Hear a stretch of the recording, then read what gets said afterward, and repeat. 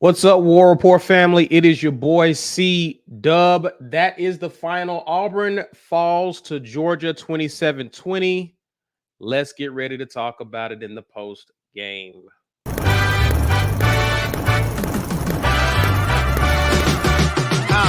Pre-game, halftime, and post the whole time the chat live. We around our folks, but we gon' keep the chat tight, keeping out trolls. That's why you gotta get your green name on, your pre-game on, cause ain't nobody doing it better, reviewing it better, building rapport so you in tune with the players, with some quick prize picks so you can scoop you some cheddar. Get your mug or your shirt with the letters. Game time.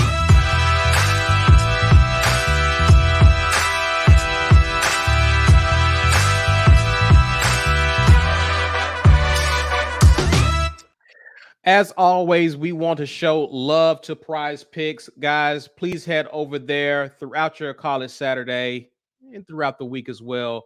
Head over to Prize Picks, use code RAPPORT, where you can also get your first deposit matched up to 100 at Prize Picks. We definitely want to show them love for sponsoring our show as well as our game day experience. Also, while we're shouting out sponsors, big shout out to Vintage 2298 for definitely helping us to bring you great content. Please be sure to head over there when you're in the Auburn area. Show them some love and some support. I am joined by Ike Jones. Dustin is joining us. Kind of a disappointing end to this game, gentlemen. Auburn was in this game to the very end. Ike, you're a little bit under the weather. Happy belated birthday, by the way. Kind of give me your thoughts on what you saw in this game, man. Thank you.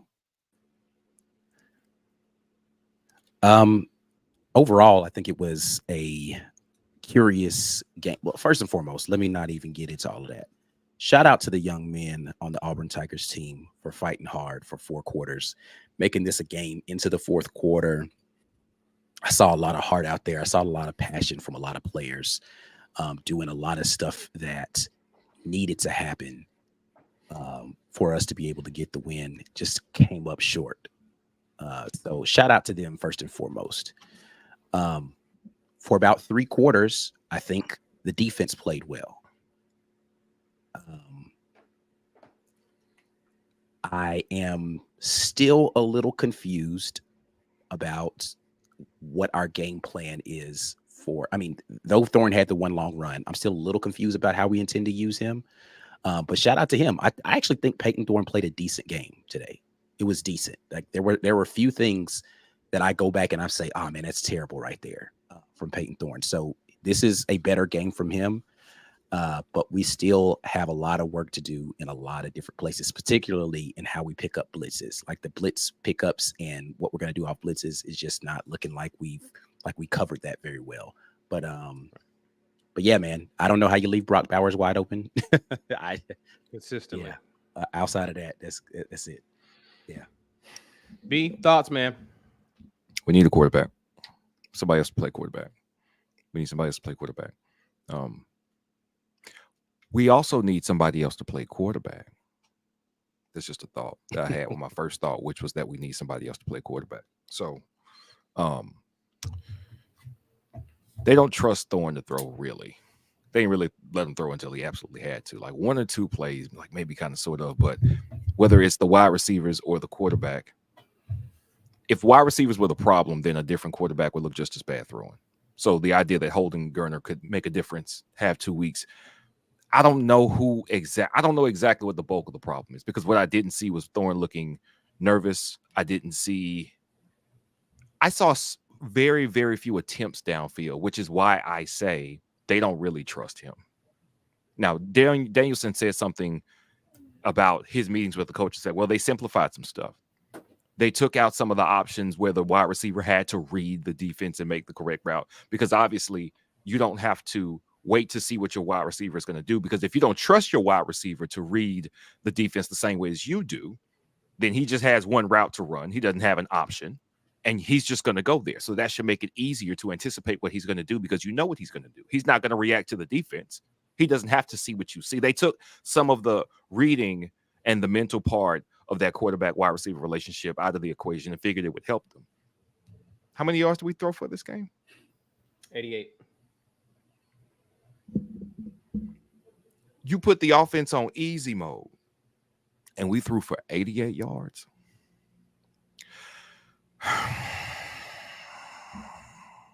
Yeah, Hey, man.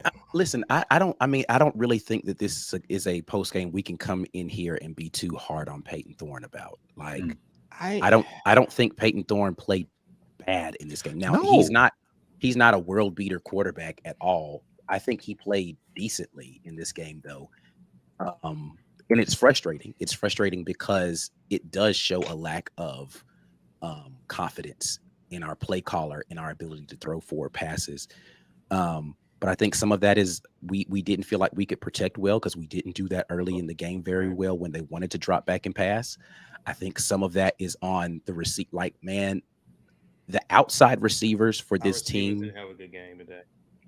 The outside receivers, particularly for this team, I think are the problem, because those are the guys that you need to win one-on-one matchups. You usually scheme your slot receivers open, right? And they win with quickness. But the outside receivers just aren't winning, man. And we just don't have guys that are out there that you can put one-on-one, you can leave on an island and are going to get wins consistently. And that hurts you when you have a quarterback like Peyton Thorne, who is used to having a Keon Coleman to bail him out, right? Like, all right, cool. If I just drop back here and throw it in the area code of a guy, he's going to go up there and make a play. We haven't seen that consistently from the outside receivers, and that shrinks your ability to call plays and who you can call plays for. That being said, I still don't love the way that we're utilizing Peyton Thorne. This still feels like a game plan that functions better with a quarterback that's a dual threat. And again, despite the long run, I don't think Peyton Thorne is a true dual threat quarterback. Right. So again, if I was assigning blame to this, I wouldn't put a ton of blame on Peyton Thorne for this. I'd put a lot of blame in a lot of other places.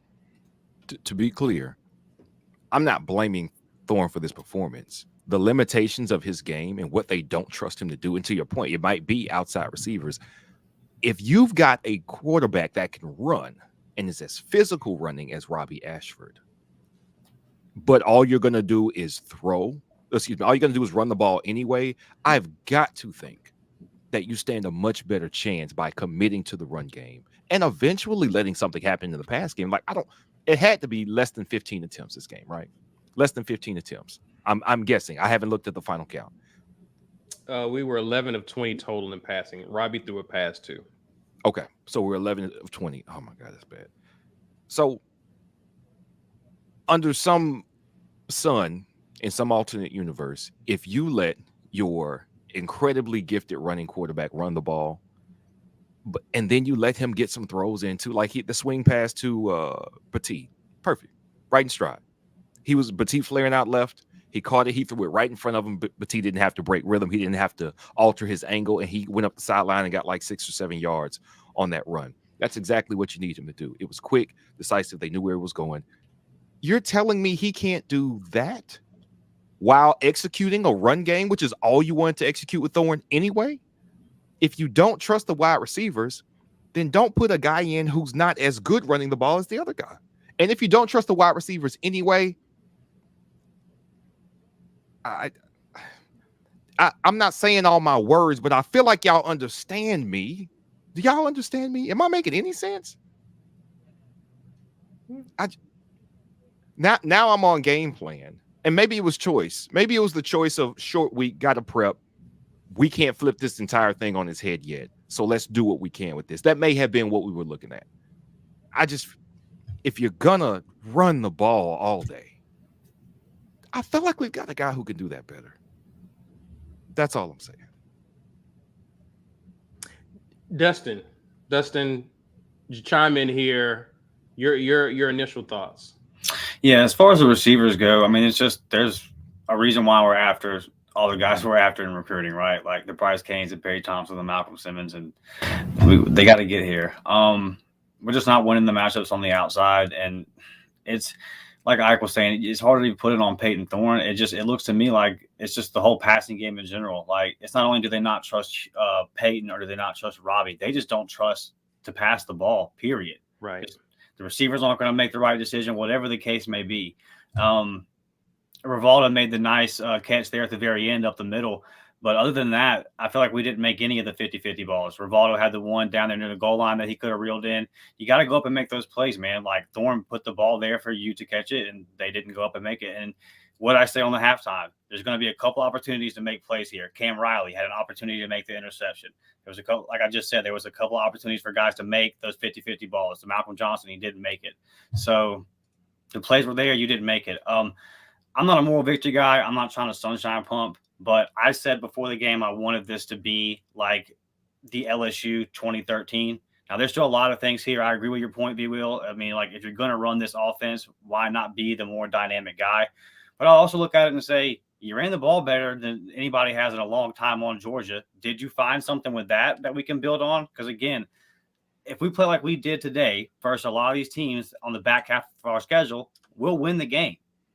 So did we find something going into the bye week? Like, and like Josh Pate always says, progress isn't linear. Like you can't look down the stat sheet and say, okay, you progressed here. But I think the program got better today. And I'm frustrated that we had a chance to beat Georgia and we didn't. And I'm tired of losing to Georgia like everybody else is. But all those recruits, Hugh can sell it to them tonight when they're all hanging out. He can tell them, 100%. Hey, man, we're a touchdown away from beating the number one team. You guys can make the difference in a game like this. Y'all saw the atmosphere. You see what we're trying to build. Now, go into the bye week, build off of this, and go beat LSU in Baton Rouge. Let this game be something that you can build on. But like I said, I think the program got better today. I think this is something that you can build on. It sucks. I hate losing to Georgia. I'm not trying to be that guy, but let me ask you guys this. It's we talk about identity. That's been kind of the theme so far this season with our offense, is that we have not had an identity. Does it appear as though our identity is starting to take shape, whether we want to acknowledge it or not?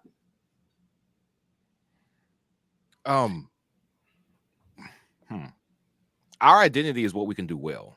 Yes. It has to be what we can do well. Yes. So that's going to be our identity. The coaches have to accept that, though. Like, I know what Hugh Freeze wants to do. He's talked about what he wants to do. Is he going to commit? We saw a full-on scrapping of the idea that this can be a forward passing team in November last year. They're like, no, we're going to do, we are equipped to kind of sort of do one thing well, and we're going to lean into it. I can't see Hugh Freeze going that far, but there's got to be plenty that you can do with the athletes that you have at every position that can look better moving the ball than we've looked so far. Like, that's the thing. Do you sacrifice what your principle is to make it better this year, just this year, to make us more competitive this year? I don't know. But it seems like our identity needs to be running the ball, and that's it. And again, we can talk about this, but if our identity is beginning to take shape, what does that do to this roster? If we're starting to see that, hey, we can run this football, who gives us the best chance to do what we do? All 11 guys, from QB to receiver, who gives us the best chance to be our identity? Because clearly our identity is not being balanced and throwing the ball. We're clearly going to throw the ball when we have to in this offense. We definitely want to come out and establish ourselves. And again, to Dustin's point, that's encouraging, seeing as though we did that against Georgia. We ran for over 200 yards. I don't think most people would have had us running for over 200 yards today against Georgia, even if it was at home. But that's something that we can definitely talk about. One of the things I want to get to, guys, is some of your comments. But you want to get a quick word from another one of our sponsors? Yeah, we can definitely do that. We want to definitely thank the good folks over at HelloFresh for being a sponsor of the War Report. They continue to sponsor everything that we've got going on over here. With HelloFresh, you get farm fresh, pre-portioned ingredients and seasonal recipes delivered right to your doorstep. Skip through the trips to the grocery store and count on HelloFresh to make home cooking easy, fun, and affordable. That's why HelloFresh is America's #1 meal kit. Hit them up at HelloFresh.com/50rapport and use code 50rapport to get 50% off your first month and then 15% off of the next 2 months. Again, HelloFresh.com/50rapport. Use code 50rapport. HelloFresh is America's #1 meal kit. Let me grab some supers. Appreciate y'all being with us. Cameron Carr Says, I like when Robbie is in, but this one isn't on the QB play because receivers couldn't win their battles. You're right. You're right. You are right about that. So if the receivers can't win their battles, what is the best thing for you to do as the person designing and calling plays? Make them a smaller part of the game plan. Or different mix. I don't know. I mean, I'll say this though. Georgia blocks so well on their run plays. I thought we left a lot to be desired at both outside wide receiver when it came to blocking, when we were on offense, and at tight end when it came to blocking. We're on offense. I think we're missing something there. So two of our best pass catchers, or we think are our best pass catchers in Hooks and Fairweather, I'm not 100% sure if they're our best outside, if they're our best blockers. So that may be something where you have to sacrifice and say, hey, well, if we're going to go to that set, if we're going to go Robbie running option, we got to get different wide receivers on the field. And the better blocking wide receivers may not be the best pass catching wide receivers. So again, you're setting what they want to do gets kicked further down the road because you don't have your most dynamic playmakers out there if you want to be extremely successful in the passing game. I don't know how they rectify that, though. I don't know. Yeah, for sure. For sure. B. Will's forehead says, Ron Roberts dropped the ball on this one. I don't know how you let Bowers eat all he wants in the last couple of minutes of the game. And it looks like Georgia had found something with Bowers in terms of just – and I think also, too, they started getting comfortable calling passing plays for Beck as well. I think that goes without saying because – for the most part, they were kind of protecting Bowers. I mean, Beck, and they began turning Beck loose. Bowers started getting open in our secondary. Again, this is a very experienced tight end. But your thoughts on Bowers and kind of what was happening with our defense there? I think that we needed Keontae Scott. Keontae Scott would have helped out in that situation right there a lot, and getting pressure and obviously covering Bowers. And like some of those, yes, he was wide open. He made the contested ones too. The one that the touchdown catch that Ra made, a guy that we were hard after in the portal, right? We get the pressure on Beck, and Ra kind of juggles it, and just makes it like they just made the plays. They made the contested catches, and we didn't when it mattered most. I'm gonna give Ron Roberts a little bit of reprieve. I think one of the issues here is the fact that we can't get a lot of pressure with our front four. Mm-hmm. I think that's one of the problems there because there were times where Beck had all day back in the pocket to find someone, and when he did find someone, guess who? It's Bowers. Yeah. So I think there were a couple of issues going on too with us defensively. We got to figure out how to get pressure. And again, I know this is Georgia. They typically have a good O-line. They usually do a good job of protecting their QB and keeping them upright. But we got to be able to get home if we're rushing 4 because we are leaving our DBs on an island against some talented receivers and tight ends at Georgia. Corey Purdue says, disappointed we left Bowers open, but happy with the team's effort. Has to have been a decent day for recruiting with the slight proof of concept. In some ways, yes, because we kept the game close. I've been very surprised at the fact that we haven't been able to show a passing attack that this coaching staff and players feel confident in. I would love to be able to show that to some of our receiver recruits, but you don't want to get blown out in a game like this today. So mission accomplished there. Had a chance to win it in the 4th. But again, I think that's something that Hugh Freeze and staff can sell to recruits in that regard. Philip Peters, appreciate the $10 super sticker. I'm going to grab one more here. Joel Beckham says mixed feelings about this one, but proud of our boys. You got to be proud of the way these kids came out and fought, as Ike mentioned, for sure. So it's unfortunate that they didn't get a win, but I'm proud of how they played for sure. All right, we're going to go to the field. We're going to bring in Mike G, who's going to be reporting from the field here. Mike, how you doing, brother? Pretty good, man. Look, this was a tough one. We just got out of the post game with Coach Freeze. He talked about a few things in this one, fellas. Interestingly, he on the decision not to kick the field goals, he actually pointed to the analytics. He said he was always going to go for that one, guys. So that was a decision that he was going to make. He talked about quarterback play. He said that there were some things that they just didn't execute. He felt like Peyton did some good things. He felt like Robbie played well in the things that they asked him to do today as well, too. So they're going to go back to the tape and see what balance of what they have to do here. And then he talked about the team. He said this was gut-wrenching, and guys are hurting right now. He's hurting, and he likes that. He likes that these guys care, and this is hurting everybody right now. So they put on a good show for recruits. There were a lot of recruits in attendance. Listen, man, former Auburn players, Charles Barkley, Suni Lee, Cam Newton, everybody was Nick Fairley. Everyone was in the house for this one. I thought it was an incredible show by the Auburn family. The students were raucous the entire time. Tigers just didn't have enough juice at the end to get this one done. How impressed were you in some of the things that they were able to do in the run game? I mean, and Thorne surprisingly was a big part of what they were able to do on the ground early in the game, coupled with what they were doing with Robbie in the game. How impressed were you with that?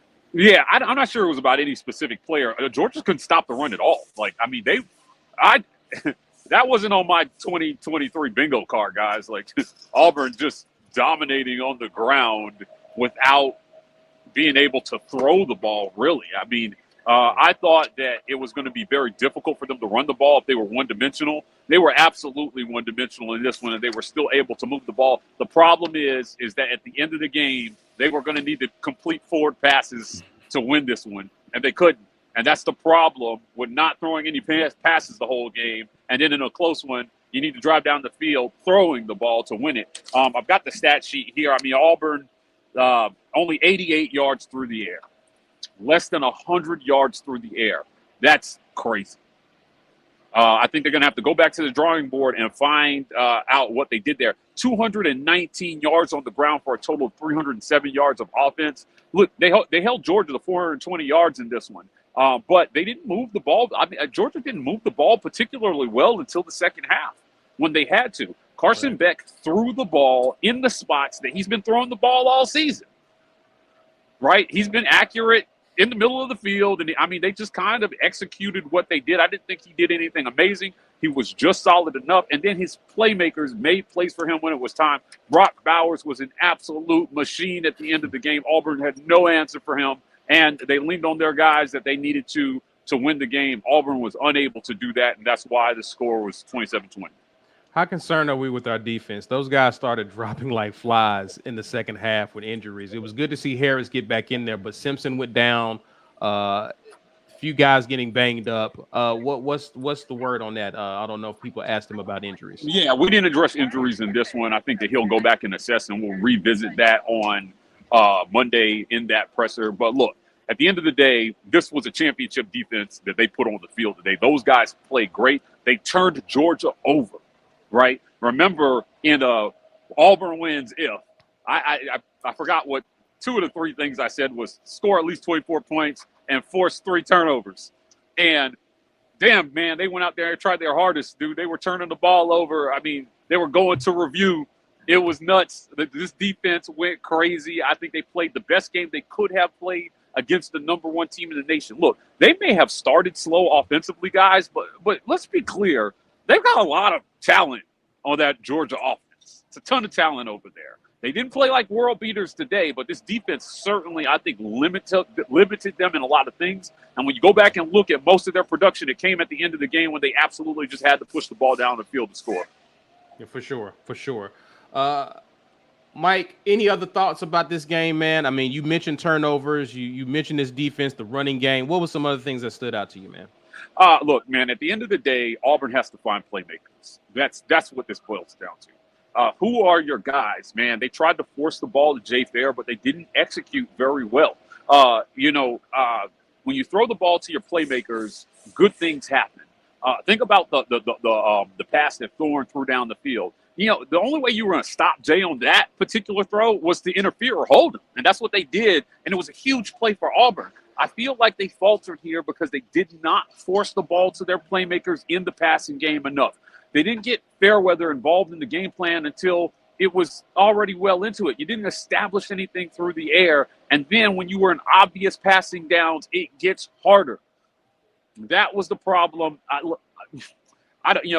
kind of put a Twitter poll out there about how people felt about the game plan. I just don't think that it incorporated enough of the passing game early, because you were always going to need it at the end of the game. And I'm not sure how you don't do something the whole game and then you pull it out of your butt at the end of the game and do it efficiently. They've got to solve this. They've got to be able to get these quarterbacks and these receivers involved in the passing game early in games, or you know what? You're going to lose a lot of close ones in the SEC. This was the number one team in the nation, guys. You had them at home. You had them on the ropes, similar to Texas A&M. This was another winnable game. And so it's good that this hurts. I think that they can take a lot from this and springboard forward. But sometimes this pain is a necessary step in the maturation process of a team. And I think that, Hugh Freeze is a pretty good team on his hands. He's just got to figure out how to get the most out of them. Well, Mike G, appreciate you, man, for your analysis, man, being field side for us, man. We will definitely see you tomorrow and throughout next week. You got some more thoughts as well as we begin to kind of dissect this game, what we saw throughout college football and everything. So, Mike, appreciate you being with us. War Eagle, sir. Yes, sir. Hey, listen, if you guys see Josh Pate on Twitter, tell him his shirt is way too tight. He needs to unmuscle his muscle tee just a tiny bit. Walk around here flexing on everybody. I said, you ain't buff. Well, good to see you, man, and appreciate you. All right, guys. All right. War Eagle. War Eagle, man. War Eagle, Mike. All right, gentlemen. Listen, let's get back into before we do. I definitely want to shout out another one of our sponsors, Lynch Toyota of Auburn. We definitely appreciate them for being a sponsor of our live shows as well as our game day experience as well. Please be sure, if you're in the Auburn area, to head over to Lynch Toyota of Auburn. Definitely, listen, I'm a Lexus guy, so I'm in the Toyota family. So definitely come out and support Lynch Toyota of Auburn. Shouts out to them for supporting our show. Gentlemen, back to you. Just, what you heard.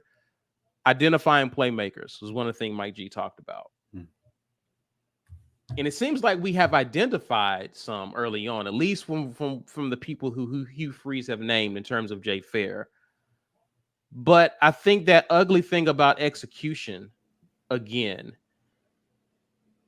getting the ball to our playmakers, particularly in the perimeter, has just been the Achilles heel of this offense. It's good to have playmakers and identify them, but how do we get them involved? How do you get a Jay Fair involved? How do you get a Fairweather involved? How do you get these guys involved if the mechanism by which you get them the ball, you're not really good at? Man, I mean, repetitions and practice. And yes, we know that Jay Fair is he's a fast guy. He's a sure-handed guy. You can't, if you only have one real true pass threat, then you can't, like they know they're going to man him up. They're going to press him because he's a smaller guy. And you can't overthrow him because he's like 5'8", and if he's running in stride, he can't leap and make a contested catch. Not while he was on the slant pattern. I'm talking about the last drive. When he's there, you have to hit him. You have to be accurate. And now we see why when Hugh Freeze was talking about bigger pass targets, really big wide receivers who are sure-handed and run the right routes, they create a larger margin of error for your quarterback. But that's not what we have right now. We have outstanding smaller wide receivers. I don't think that that's a problem. I don't think that can be your go-to receiver. Somebody on the outside is going to have to be that guy, not at tight end, not at the slot. Jay Fair is going to be fine where he's at. He's a very good wide receiver. I don't know how you overload. I don't know how you force the ball to those guys. This is why when people are paying top dollar in the NFL for a number one wide receiver, it's never a slot guy. Your slot guy is not, your defenses don't have to, the best slot wide receiver is not going to break a defense, but the best outside receiver definitely will. An elite tight end will. We're talking Travis Kelce. We're talking Jimmy Graham. Size and catch and some blocking as well. I don't know what you do in the meantime between what we saw today and 2 weeks now from LSU to go, okay, wide receivers, outside guys. Who wants it? Who wants to be that guy?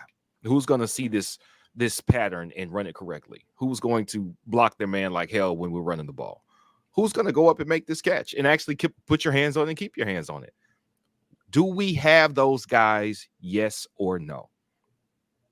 I'm not saying that rhetorically. I'm really asking because I don't know if we have those guys. I know Hooks can make some outstanding catches, but is he going to be able to be the dependable, the one you know you can go to? I don't know. Like I haven't seen it yet. I have not seen that from our outside receivers. Can you make that guy if the guy isn't there? Like, you know what I mean? I don't know.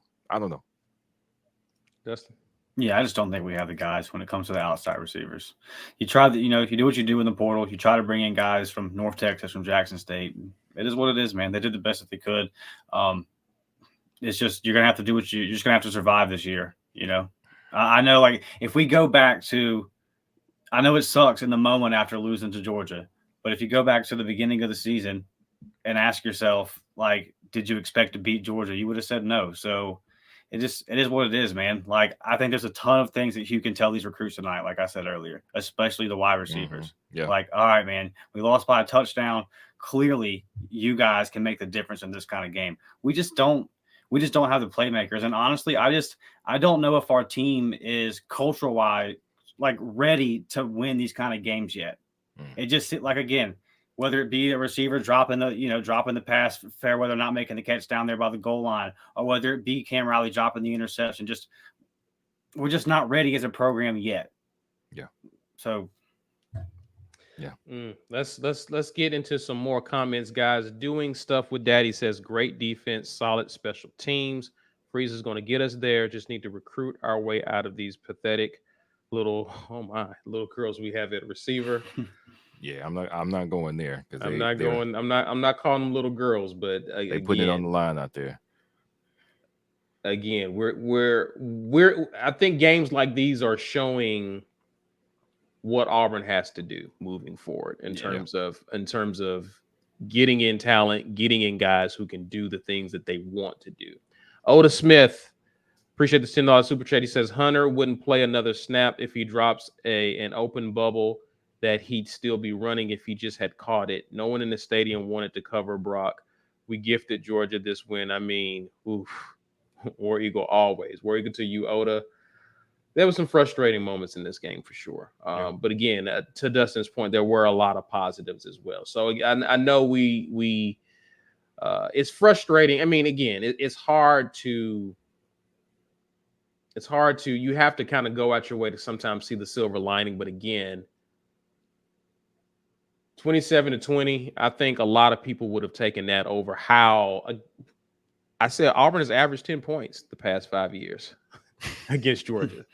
Right. Doubled up on it this time, right? Hey, so, and that's being one-dimensional. So, again, there are some positives you can take from this game for sure. Again, but it always sucks to lose, especially to your rivals. Mr. Shaw says, why can't we have a passing game like everyone else? Man, we haven't built it yet. Yeah. We are in the beginning stages of building one. So it's gonna take some time, man. Yeah. Patience in that regard. Doing stuff with Daddy says, B. Will, it wasn't Thorne this time. He hit receivers in the hands multiple times. We simply cannot catch. We can't get open, we can't catch. Yeah. Top Flight Security says QBs play to their potential. I don't think any of them trust their arm. The last call had me confused in terms of spacing. Not sure where the wide receivers were going. It looks as though everyone ran hooks. We need elite QB arm talent. And again, I think one of the things that you guys pointed out is it's difficult to lay this at the feet of any one or two people. It just looks like our passing game is not where it needs to be. And Ike even pointed out something that I think a lot of people have not pointed out in terms of our ability to pick up pressure from the opposing defenses. We didn't really do a great job of that as well. That's part of your passing attack as well.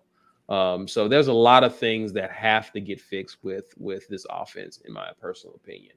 QB's obviously a big part of that, but there's a lot more that goes into it. What do you got, Destin? I'll say to that point. So this is off Justin Ferguson's Twitter. He tweeted, from Hugh Freeze in the press conference. I was really active in the plan. I approved every call that was on the call sheet. I thought our plan was solid. We've got to make a few more throws and catches when the opportunity presents itself. Okay, so he was more active in the game plan this week than he had been previously. Let's see and the offense looked better. Obviously, it wasn't perfect, but it looked better than it did at Cal. It looked better than it did at A&M. I would argue versus the best defense it's played so far. So if he was going to be this active, let's see what it looks like after a bye week, and then let's see what it looks like after another week to prepare for LSU. Agreed. Seth Wood says Auburn lost today, but recruiting won big. We were competitive, less talent, injuries. Recruits are saying if I'm playing, AU wins. That's what we hope recruits are thinking after today. You can see it. Yeah. So again, Hugh Freeze is a recruiter. He has a staff of recruiters. They doing work today. They did work today and this weekend. So I'm pretty sure that this helps for sure with some of the big guys that they had on campus today. Cleveland Brown says the last drive felt worse than the actual score. Again, the last drive exposed what the coaching staff had been kind of concealing all game, right? And so if we're struggling to throw the ball, then throwing the ball isn't a big part of the game plan unless it has to be. And this is the first time Auburn was actually leading by a touchdown in this game. Yeah. Imagine that. It was either a tie game or Auburn had the lead or Georgia was either up 3.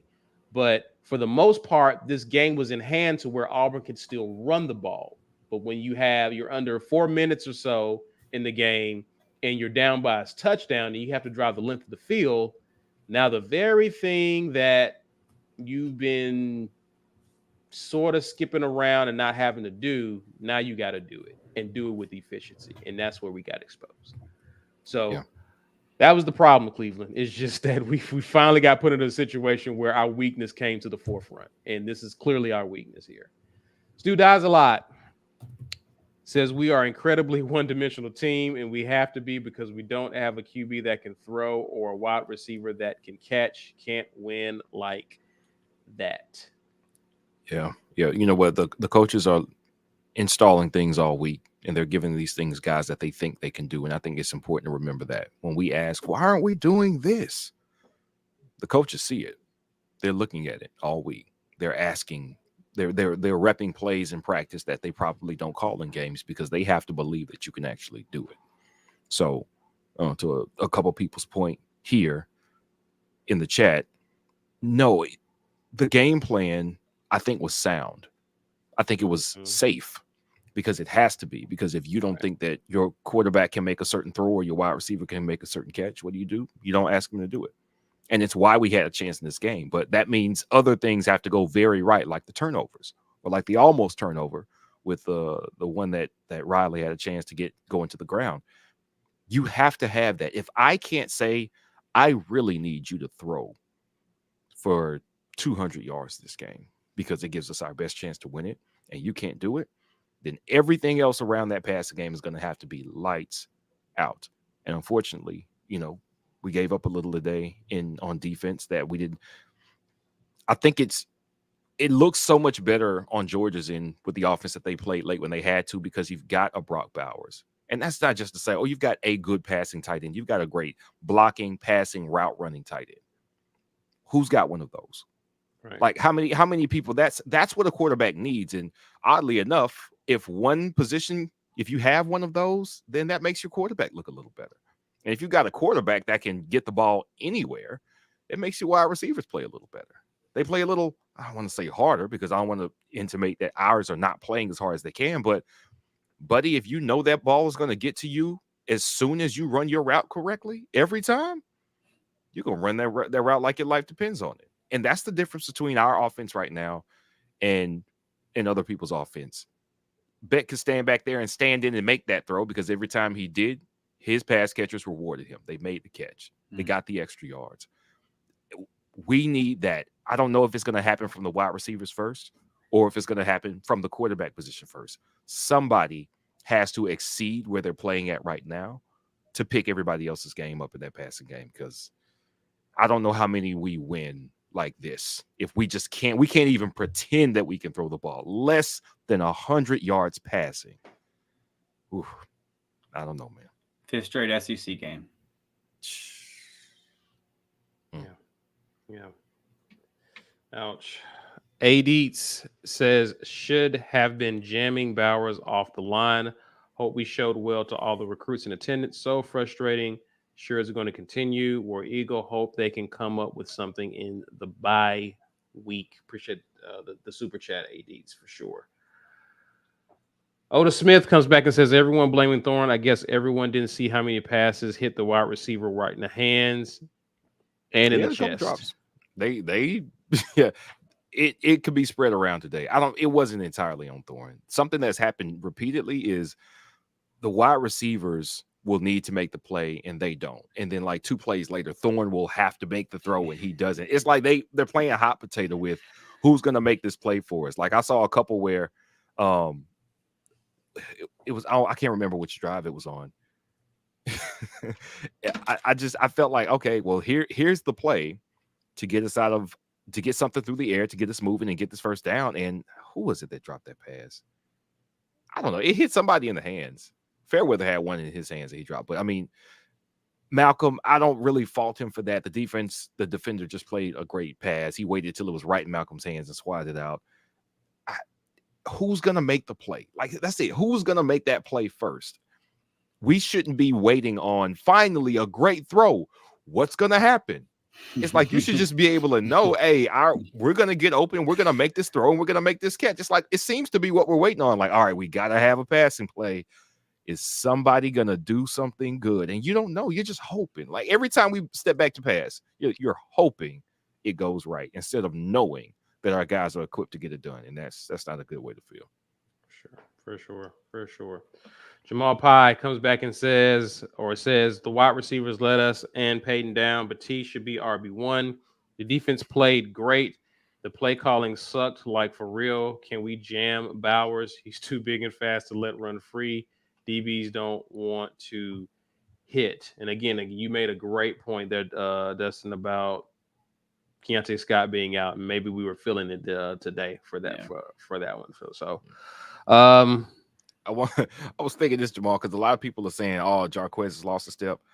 I feel like we should remember, like a year ago, and everybody was saying, "I don't know, man. Jarquez looks better than Tank," and Ike was here saying, "You guys, when you're RB1, the defense is primed on you. You are not a worse running back if you're RB1 versus RB2. RB2 gets different looks, different things happen, but T is really more of a benefit to the passing game because of his speed out of the backfield." Right. Jarquez is not a worse running back. I thought he ran well today, but I thought Georgia's defense is actually much better. But T, again, you have to account for the outside run and the pass with the speed that Petit has. Jarquez is good, and Petit is good, and I'm glad we got them both. I don't think we have to pit them against each other when we have these conversations. Glad we got them both. We got it done on the ground. That Georgia team hadn't given up 200 yards on the ground since I don't even remember. I know it's been quite a while. They take pride in keeping people from getting that much on the ground. It's a big reason why Peyton Thorne is your leading rusher, because he had some opportunities because they were trying to take away Jarquez early in the game. So, right, to your point, that's why the read option worked the way that it did in many parts of this game, because Georgia was trying to take away our running back, our primary runner. So, Hunter Hanna says, was that Nick Marner on the final drive back shoulder throw? Who had that man in there, or did I see it wrong? That was definitely Nick Marner on that play. Running and a miscommunication between him and the QB, and clearly Thorne was frustrated with that because it was there. The throw would have been there if the two of them were on the same page. And again, this kind of goes back to some of the things that the coaching staff has been concerned about. Are the QB and the receivers on the same page? Are they seeing the same thing? Because it's not only does the QB need to read something, the receiver has to read it. He has to understand where he needs to be. And then you have to go out and execute it. So the whole conversation about guys loafing and, the way they play like that, we're starting to see some things. And when we get into these games, how there's some guys who aren't on the same page.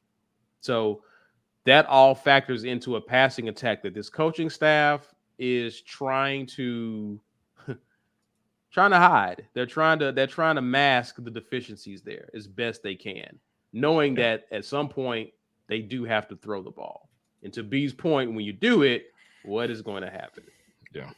So, CM Pat, appreciate you, man. He says the goal isn't less than 100 passing yards, obviously, but if we're going to throw less than 20 passes for 82 yards, why not Robbie? Those scream Robbie Ashford. Those scream at Robbie Ashford QB1. Yeah, and that's what we're looking at here. If you know you've got a speedster in Batty, we know Cobb's got some wheels too. Powerful inside runners, Jarquez. You have what it takes to if you can move the ball without a fast quarterback that you have to account for on the ground against this defense, you can move the ball against anybody on the ground. I think we've established that. We can run the ball and move it on the ground with our running backs. Can Robbie Ashford throw for 11 of, well, I guess what Thorne was 10 of 19 then if we threw it 20 times and Robbie was one of those completions. 10 of 19, like now you get to where what we're asking. We're not asking him to go out there and look like, I don't know, whoever's throwing the ball a lot right now. It's like you don't have to do a lot because your QB1, we can't throw for over 100 yards. So you're telling me you can't do better than that? And now your run game is bolstered when you have somebody that's that athletic at quarterback. Does it have to look pretty? I don't know. It doesn't need to look pretty. It has to be effective now. Like now we know who we are right now. We tried it against the defending champs and we get a bye week. Who are you going to commit to being when we come out of that bye week? That's the question we have right now. For sure. We're going to see what the coaches tell us. Thoughts, Dylan? I mean, not Dylan, but Dustin. Yeah, I mean, I don't want to be too hard on Thorne and make it sound like I'm against Thorne. I agree with you guys. If this was the game plan, why wouldn't you have the most dynamic runner? Because you're not trying to knock Thorne when he has a 61-yard rush, right? Like great play by him. But if that's Robbie, it's a house call. Yeah. So right, for sure. James Barnett says, fellas, why do we change up plays to try and fit Peyton Thorne, but don't do the same for Robbie? There's something wrong with that picture, just my opinion. And before I get attacked, I'm not saying we lost because of Peyton Thorne. Well, I think the reason why you adjust for Peyton Thorne, in my opinion, is because he is your QB1. So obviously you're going to call and fit the game plan around the guy that you feel is your QB1 and not your backup QB, right? If you were doing that for Robbie, there does need to be a serious conversation about who is your QB1. Clearly, they've been committed to Peyton Thorne and probably will likely continue to be, but it just seems to me more and more what we're really good at and what the game plan needs to center around. And it started today. We really begin to see Auburn really focus on doing some of the things that they do well in the run game. And it had the nation's #1 team on their heels for a good 3 quarters. So as it begins to take place, you got to ask yourself, who are the guys, the playmakers that help you do what it is that you do very well? And so as our identity begins to take shape, hopefully the coaching staff begins to see and understand that. Dustin, any more thoughts before you head out, man? Yeah, I see some people saying in the comments that we're going to lose these wide receiver recruits if we don't start passing the ball better. Respectfully, I disagree. I understand where you're coming from. I understand where that opinion is coming from, but I don't think Q has told any of these guys. I don't think he's told Bryce Kane or Perry or Malcolm Simmons, hey man, I'm lighting it up for 300 this year. You just sit back and watch. I don't think that was a selling point. Also, think about Florida State. Mike Norvell put together classes while going 5 and 7 or whatever it was his first year. Like he struggled out the gate. They still put together good recruiting classes. Hugh Freeze is a good recruiter. He didn't tell these guys, all right, watch, I'm about to just put on a show. No, he told them, I need you guys. It's going to be rough this year. And again, if they were there today, they saw it. I don't think that anybody that was there today, recruiting wise, is coming away discouraged. I think they're saying, okay, I could be the difference in a touchdown game versus the #1 team in the country. So as bad as the passing game is going to look at times this year, I don't think you're going to see a Perry Thompson go, okay, I'm decommitting because this is terrible.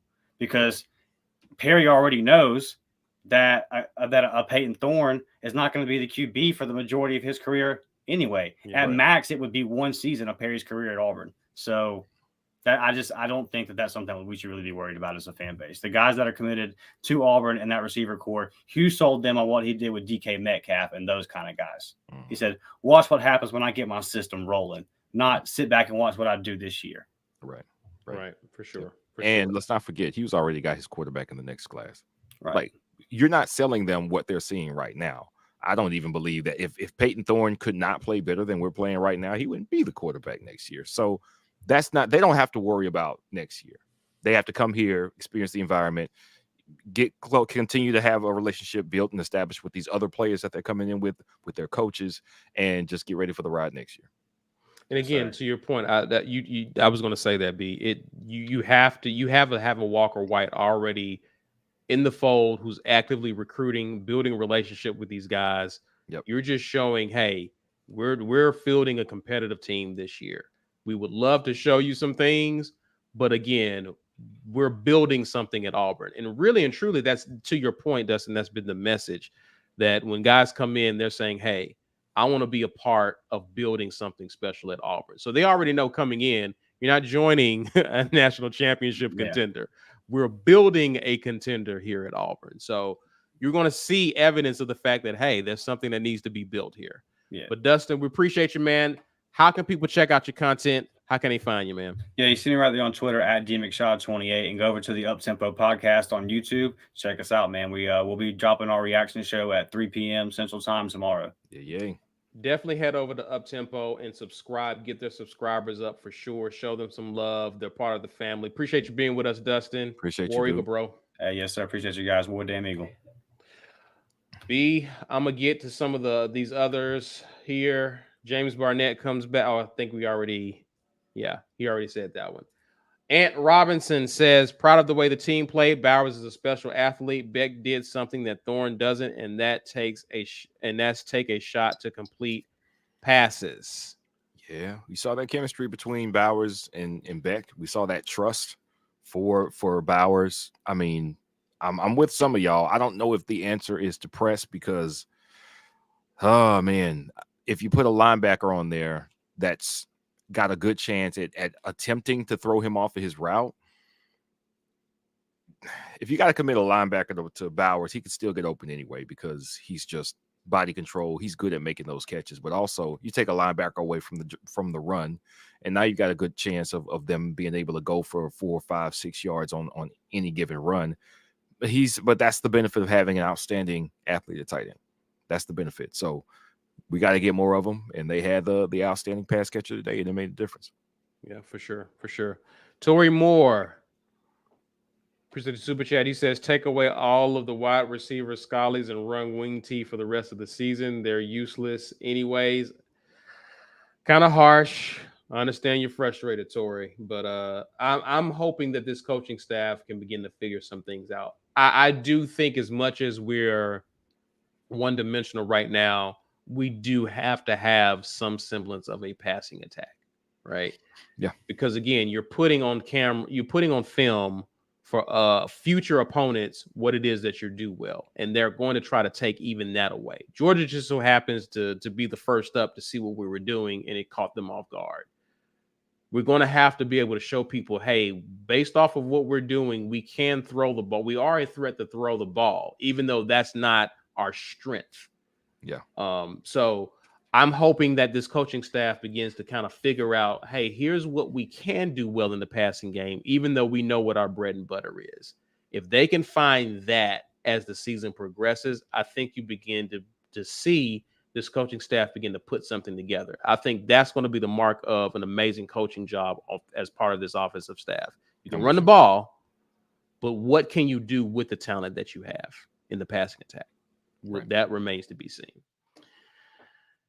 Jay Smith gave us a super chat here. Did miss your comment, and we got a lot flying in, so my apologies. Ask your question again. If you meant to put a comment with it, ask it or a comment. Ask the question again for sure. Yeah. Jazzy says, we missed the challenges, but the team played their butts off. Robbie is the only QB that makes sense, and I'm not understanding Freeze and his decisions on this or damn rapport. Yeah. You know, if I had said Peyton Thorne would have been a leading rusher, y'all would have looked at me like I had 3 heads. Like, in this game. So it's crazy how this worked out. But again, they did play very hard. I agree with you. Again, the identity is beginning. We're beginning to find out what more of who we're getting to find out who we are. Yeah, we are. We're starting to see who we are. And so what allows Auburn to be competitive with this identity beginning to take shape? Yeah. Who gives us the best chance? And if they do decide to move forward with Peyton Thorne, you really got to figure out, okay, what is it that he can do well and with who in the passing attack? Mm-hmm. Who are the guys that he has the best chemistry with? Who are the guys who we can depend on for him to complete passes to? Obviously, you got two of those guys. Another one of those guys was out in Javarius Johnson. Right. We got to figure something out with the guys that he can build some rapport with. Right. So I'm trusting Hugh Freeze and coaching staff to begin to figure that out. I know people are already determining, hey, we want this guy, we want that guy. I want this coaching staff. I don't want it to look discombobulated by week 8 with this offense. I want them to kind of have a better idea of who does what, as instead of it being kind of an experiment. We begin to see a little bit of a hint of that today, but I'm hoping they continue to build on that. Rick says, why second half you can't get pressure with 4 and you're leaving their best player running free? Pick a hill and die on it, not between the heels. Yeah, if we're not gonna get home with 4, just go after them. And they did at times. They did at times. Or drop 8. Just don't rush them. And put somebody, play zone, but find a way to steer more people towards Bowers, because he's that's your go-to guy. That's the one guy they can count on for sure. Drop 8 and double team him for sure. Yeah. I agree. Let anyone beat you but Bowers in that regard. So I'm not mad at that. Lawrence says, so is this wide receiver group proving Heather Dinich right? Man. Ouch. Oh man, yeah, she was right. That hurt Lawrence. She was that right. Hurt me. She was right. Gracious. We was mad, but she was right. Goodness gracious. Man.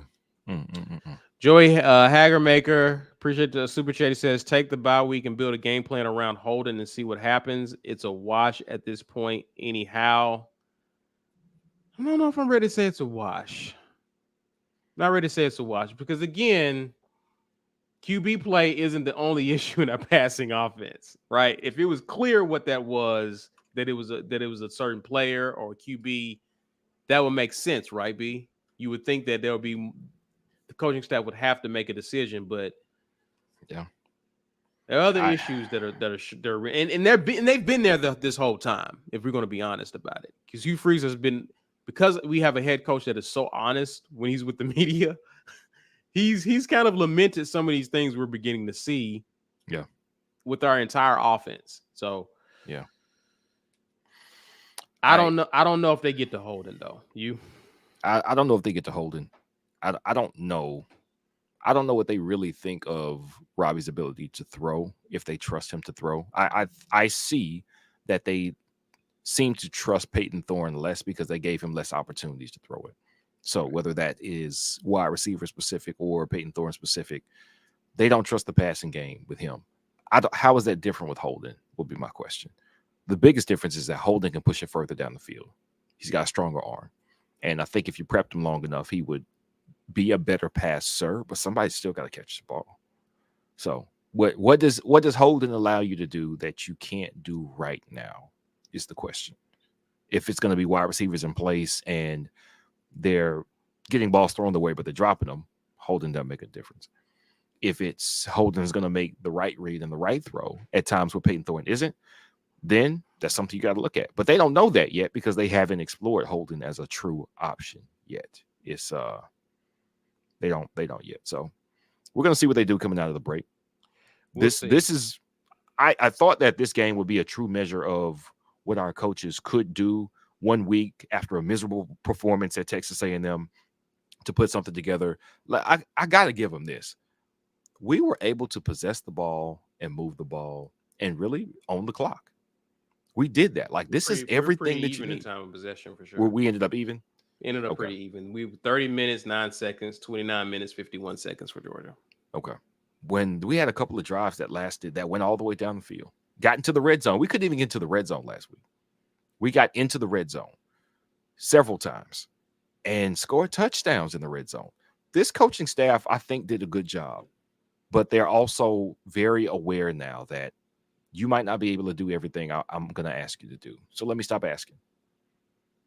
And that limits our ability to come from behind by 7 points on the last drive of the game. So, I mean, we will see after the bye what they do at quarterback, at wide receiver. I think says a lot about where we are as a team. For sure. All right. Marty Gators just became a member. Hey, welcome, Marty. Welcome to the family there. Bryant Harris, appreciate the super chat. He says too many third and longs and key spots and not blitzing. Having more in coverage was not the answer because Bowers was buck naked eating. Terrible visual, but I get your point. Terrible, crazy visual. But yeah. I don't think there's that was a good frustrating option in the second half. I don't think there's too good of an option there because I did see we sent a cornerback blitz and they threw right into it where we had vacated the coverage. I mean, not like that blitz, by the way. But see, this when you've got experienced wide receivers, a play caller, and a quarterback who's at least going to be able to execute the game plan that they're asking of him, you can handle a blitz. The way you really get control of that game, you have to be able to get pressure with 4. Blitzing and taking people out of coverage when they have a coverage buster like Bowers, that's not what you need to do. You need to be able to get pressure with 4. We have not been able to do that this year. I don't know if it's somebody else that needs to be on the field that's not, or if this is just going to be the name of the game for us for the rest of the SEC season. But we got to get pressure with 4 if they're going to have a pass catcher that is going to be as dependable as Bowers was today. Agreed. Oda Smith says QBs and wide receivers have not been on the same page since 2017. Man, you ain't lying. We're not lying. Yeah. It's been a while, Oda. D-Lev says we got to get this passing going during the bye week. I just don't see us keeping receiver commits with passing under 150 yards. I just don't. Yeah, disagree because, of course, they think that they're the difference. Hugh Freeze is telling them that the reason we can't pass is because they can't beat coverage like you can. I'll put it to you like you can. I'll say this, D-Lev. I promise you, I'm not throwing shade here. If this was Brian Harsin, probably. Yeah. But because it's Hugh Freeze and he has a history of this, I think people are more likely. I mean, you can get on the phone with DK Metcalf and get him to sing his praises. I think you're able to give this guy a little bit more grace, seeing as though he has a reputation. He has guys in the league who can speak to what he's been able to do with the passing game. Yeah. So I wouldn't panic. I think under any other coach that these recruits aren't familiar with, probably. But then again, if it's a coach that they're not familiar with, they probably wouldn't be committed to Auburn or seriously considering them anyway. Yeah, it's true. So let's I get it, but I don't think it's as bad. I really do think we're in good hands from a recruiting standpoint than we've been in a while. So I wouldn't think that our class is that fragile. We may likely lose some people, but we're still on the radar for a lot of people. I think you're going to be happy with this class once it's all said and done. I really do. Johnny B says, I'm so happy to show up and show well for this game. At the same time, upset that we could have won and didn't. The dichotomy is tearing me apart. Yeah, it's tough in these games, right? Right? Yeah, you know, these are the ones that hurt. Yeah. Because you would say, man, as long as Georgia don't, I'm okay if Georgia don't blow us out and we keep it close. But then they keep it close, and you're like, oh man, we should have won this game. Right. So you never fully get there unless you win. And so I understand where you are, Johnny, for sure. D-Lev comes back and says, on the bright side, we will get the W against LSU, Ole Miss, Mississippi State, Vandy, Arkansas, and Bama. I said what I said. Mark it down. Bugging for us. I love it. I love the optimism. And I think we'll get a good bit of these teams. Dude, by the way, it's 28-31 Ole Miss at half. Yeah, Ole Miss jumped on them quick. And LSU really scored up and gave them everything they wanted. So whoever's going to get the stops is going to win this game. It's probably be LSU. Ain't gonna lie. We'll see for sure. B. Will's forehead says, I still think them not covering Bowers was the biggest disappointment. It was very disappointing. He's a mismatch. He's a mismatch, man. I'm not even finna act and sit here like it wasn't. It was disappointing to see him just take our souls as that game went on. Adrian R. says, for a patch-up job after the potato famine sabotage, I'm proud of our guys for giving us 60 minutes of effort and no quit. We're building the foundations of a culture of toughness and grit. Great post, Adrian. I agree. Agreed, man. I agree. Oda Smith says, I mean, Brock literally ran a seam and a dig. Yeah. Brock ran whatever he wanted to run. we left that hole in the zone for him. He was like, hey, man, right here. They were like, here, we got a nice little comfortable patch right here. Just run right here, catch the ball. And again, I think Bowers have seen every type of coverage. Yeah. Every type like this. He knows how to sit in his zone, guys. And he's a professional. Yeah, he's a dude. He's a professional tight end. Jazzy Joe, appreciate the super chat, says, why don't we start Robbie and give Thorne? I think I may have read this. He may have posted it again, but I pass and package every now and then. Hey, hey. I mean, I don't know that it looks worse. That's really the thing. Does it look any different? We're running for 200 something on the ground as a team and passing for less than 100. If whatever is going to be better than this, what we did today on offense, we need to do it. For sure. MHO6 says Beck is fugly. I mean, I don't. Hey. I mean, talk about somebody else's son. You know what I'm saying? Big Roll Blockade says, finna drink until I see hair on B Will's head. Man, go ahead and call 911. You're gonna be alcohol poisoning. It's gonna be a while, my boy. It's gonna be a while. I'm concerned for you. You're gonna need a sponsor, Bankroll. Yeah. Sure. MH says my name is still not green, but I'm paying. We appreciate that. $5.99, bro. We appreciate that. Get that $5.99 and get you some perks with it. There you go. And then he comes behind and becomes a member. Hey, appreciate that. Guy. Welcome. B, before we get out of here, man, any closing thoughts, man? I think we're gonna see what the difference between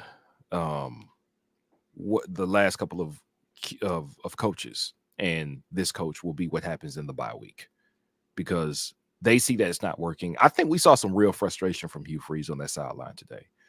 He looked dejected when we had to burn those early timeouts, and especially in the post game. Mike actually was one who noted this, but like his body language, like he was really upset. I know people gave him grief about talking about winning out of the love for Auburn, and that's why you play. Don't think that Hugh Freeze does not want to win these games, that he's not a competitor, that he's not upset that we can't execute better than we can. The source of his inspiration comes from a different place than maybe a lot of the fans is, but this is still a man who wants to win. So what we will see from Hugh Freeze here, knowing that his job isn't in jeopardy in year one, knowing that he's got a really good recruiting class that he's building, this will be, what can I make out of this season? And we're going to see what I think is probably the true testament to what Hugh Freeze can do for your offense, because we're in a very similar position that we were in the last few years, which is you don't have enough on offense to do what you want to do. So what are you going to do? How are you going to be the difference in whether it's play calling or design or personnel, whatever you can do, because this is what we got. There's no more transfer portal. There's no recruiting right now. There's no free agency period. This is what you have. What can you make out of it? We're going to see. For sure. Franklin just came on as a member. Listen, y'all, we appreciate y'all hanging out with us today. Do us a quick favor, everyone. Share this video. Friends, I know it's going to be tough to share this video after an Auburn loss for sure, but help us out. Get the word of War Report out for our analysis, our comments, our ideas and thoughts. Smash that like button. Subscribe if you are new to the channel. You can find us on Twitter and Instagram at The War Report. We're TW Report on TikTok. Definitely want to show love to many of our sponsors. Again, Prize Picks. We appreciate them. Head over there. Use code Rapport. Definitely get out there and make some picks for them. Shout out to Vintage 2298. We appreciate them. Also, HelloFresh. Use code 50 Rapport with them, as well as Rogue Shop. I know some of you guys were on pins and needles today. Head over to Rogue Shop and use code rapport just so you can get something to help you settle down with some gummies for sure. We appreciate you guys hanging out with us. Again, we will be here tomorrow with the Weekend Tailgate for more in-depth analysis on what we saw today. We're out, y'all. Thanks again for checking us out. We will see you tomorrow. And as always, War Eagle. War Eagle.